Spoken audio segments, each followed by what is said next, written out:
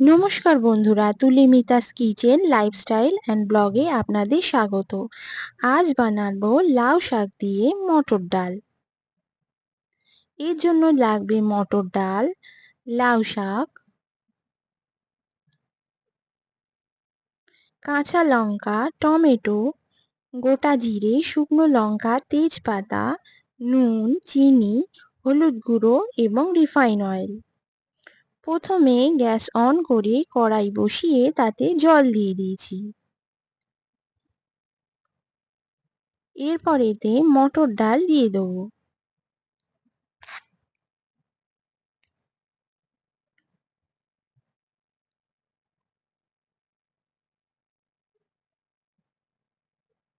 তারপর এতে নুন দিয়ে দেব, দিয়ে ডালটাকে খুব ভালোভাবে সেদ্ধ করে নিচ্ছি।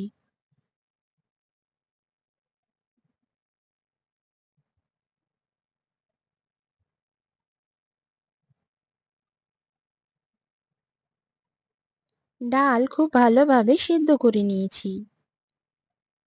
এরপর এতে লাউ শাক দিয়ে লাউ শাককেও ভালোভাবে সেদ্ধ করে নিতে হবে।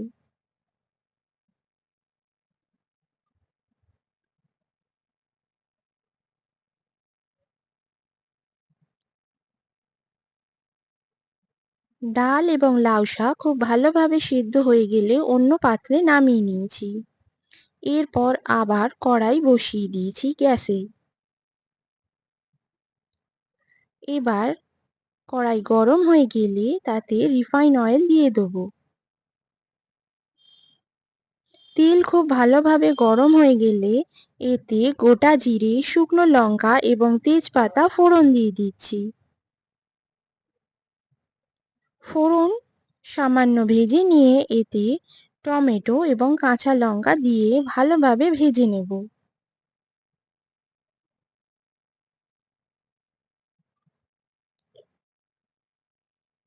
টমেটো নরম হয়ে এলে এতে হলুদ গুঁড়ো দিয়ে দিচ্ছি।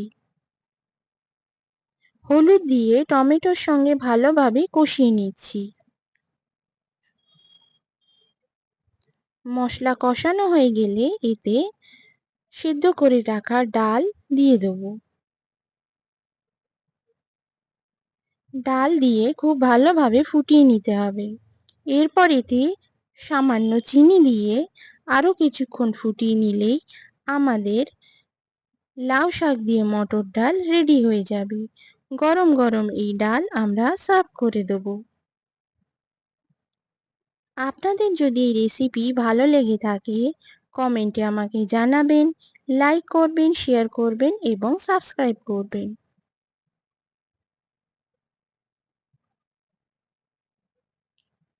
নমস্কার বন্ধুরা, আজ তাহলে আসি।